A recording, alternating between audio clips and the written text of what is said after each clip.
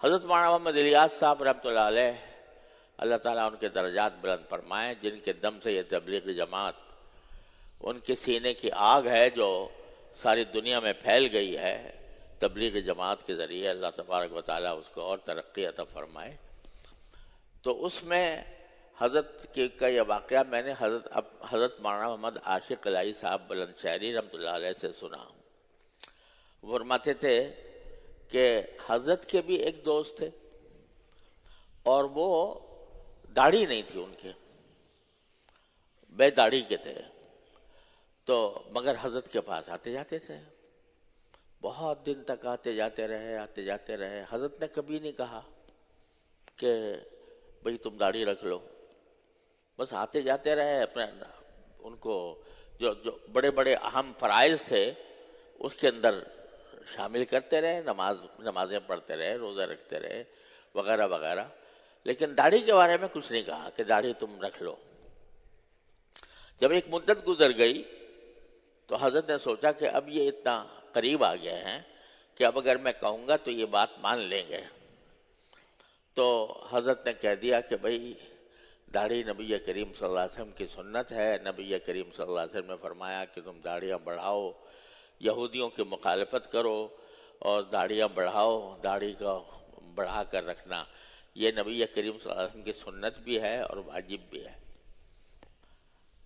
اب کیا ہوا کہ وہ ان صاحب پر الٹا اثر ہو گیا اور انہوں نے پھر آنا چھوڑ دیا حضرت مولانا کی خدمت میں۔ تو حضرت مولانا محمد الیاس صاحب رحمۃ اللہ علیہ یہ فرماتے تھے کہ بھائی مجھ سے بڑی غلطی ہوئی، میں نے کچے توے پر روٹلی ڈال دی، یعنی توا جو ہوتا ہے جس کے اوپر روٹی پکائی جاتی ہے، وہ جب تک گرم نہ ہو جائے اور پوری طرح گرم نہ ہو جائے اس پر اگر روٹی ڈال دیں گے تو روٹی نہیں بنے گی، وہ پھٹ کے رہ جائے گی۔ تو میں نے کچے توے پر روٹلی ڈال دی، یعنی ابھی ان کا ذہن اتنا بنا نہیں تھا کہ میں ان سے یہ بات کہتا اور وہ اس کو قبول کر لیتے۔ نتیجہ الٹا ظاہر ہوا کہ بجائے اس کے کہ وہ میرے قریب آتے اور میری بات مانتے، وہ مجھ سے چلے ہی گئے، چھوٹ گئے۔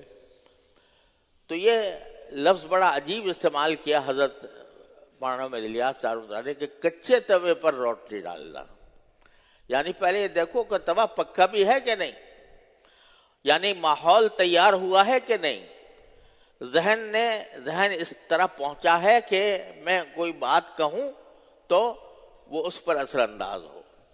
اسی کو قرآن کریم نے فرمایا وَذَكِّرْ إِن نَفَعَتِ الذِّكْرَىٰ، نصیحت کرو جبکہ نصیحت کرنے کا کچھ فائدہ معلوم ہو تو اس وقت نصیحت کرو۔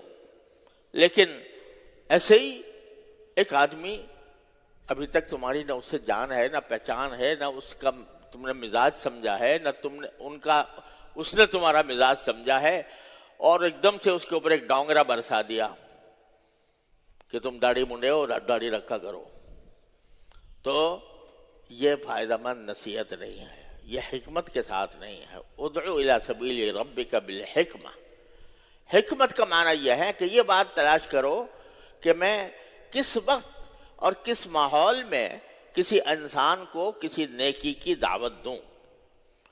ایسا نہ ہو کہ بجائے اس کے کہ وہ اس کو قبول کرے، الٹا اس کے اوپر الٹا اثر ظاہر ہو جائے۔ تو حکمت کے ایک معنی یہ ہے کہ موقع دیکھو،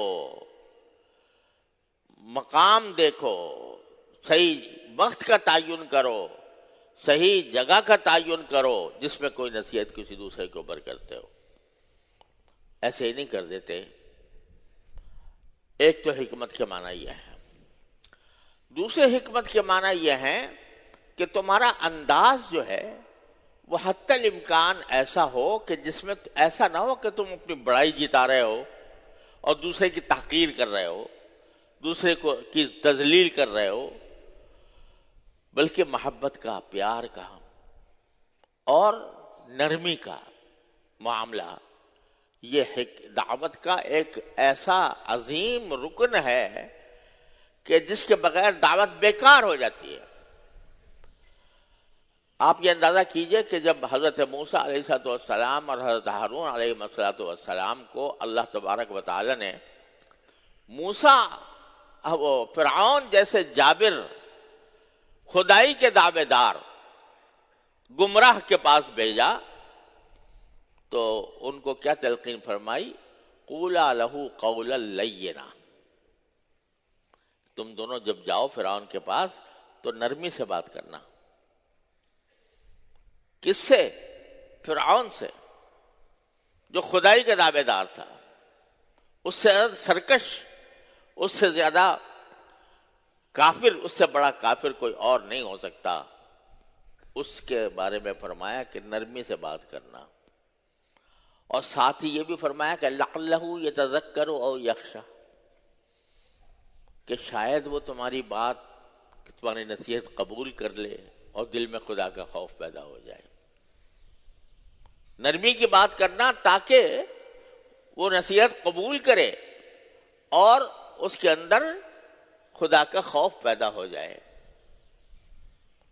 حالانکہ اللہ تبارک و تعالیٰ کے علم میں تو تھا کہ فرعون نہ ایمان لائے گا، نہ ایمان لانے والا ہے، نہ اس کے اندر حق کے قبول کرنے کی صلاحیت ہے، اور وہ کبھی نصیحت قبول نہیں کر سکتا، اور کبھی خدا کا خوف اس کے دل میں نہیں آ سکتا۔ اس کے باوجود حضرت موسیٰ اور حضرت ہارون علیہ السلام سے یہ فرما کر یہ بتا دیا کہ ایک داعی جو دعوت دینے والا ہے اس کے دل میں یہ امید ہونی چاہیے کہ میں نرمی سے بات کروں تاکہ امید ہو کہ وہ میری بات سن لے۔ باوجود ہے کہ اس کے بارے میں اللہ تعالیٰ جانتے تھے، لیکن ان کو یہ کہا کہ تم اپنے دل میں یہ امید رکھو کہ میرے کہنے کے نتیجے میں وہ شاید مان جائے۔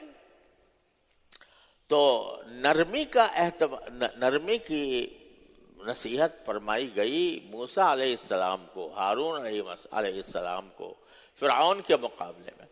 تو میرے والد ماجد قدس اللہ تعالیٰ سرہ فرمایا کرتے تھے کہ تم سے بڑا کوئی مصلح نہیں ہو سکتا، تم موسیٰ علیہ السلام سے بڑا کوئی مصلح نہیں ہو سکتا، اور فرعون سے بڑا کوئی گمراہ نہیں ہو سکتا۔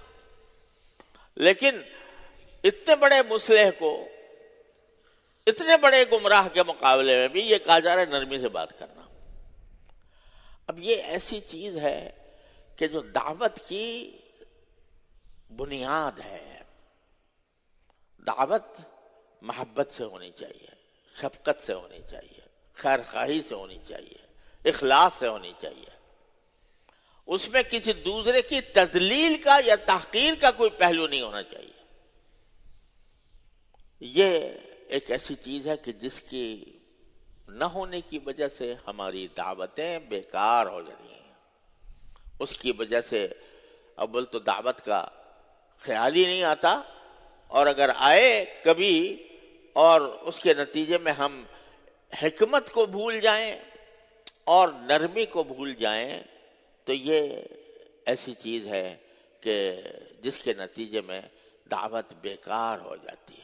اس کے بجائے دشمنیاں پیدا ہوتی ہیں، اس کے بجائے عداوتیں پیدا ہوتی ہیں کہ اس نے ہمیں ذلیل کیا ہے۔ اگر اسی بات کو تم ایک نرم پیرائے میں کہو، مناسب ماحول دیکھ کر کہو تو کچھ بعید نہیں، اللہ تعالیٰ اس کے ذریعے انسان کا دل بدل دے۔ لیکن اگر تم اس کو تانے کے انداز میں کرتے ہو، تانا دیتے ہو کسی کو، اس کی وجہ سے کسی کی تذلیل کرتے ہو، کسی کی تحقیر کرتے ہو، تو اس کا الٹا اثر ہوگا۔ اس لیے پہلا قول یہ ہے کہ نرمی سے بات، پیغمبر کو بھی یہ کہا جا رہا ہے، پیغمبر بھی نرمی سے معاملہ کرے۔ سختی کا معاملہ یہ حکمت کا تقاضا ہرگز نہیں ہے۔ اللہ اکبر۔